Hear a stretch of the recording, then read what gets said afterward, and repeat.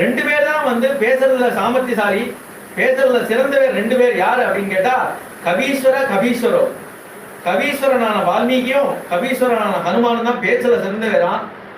வால்மீகி இந்த சீதா தேவியோட ஒருமைப்பாட சொல்ல முடியலையா, அதனாலதான் ராமரை பத்தியே சொல்லிட்டு வர்றார். அரண்ய காண்டத்துல இருந்து சீதையை கொண்டு வச்சதோட அப்படியே நிப்பாட்டிட்டார், மேல ராமர்கிட்ட வந்துட்டார்.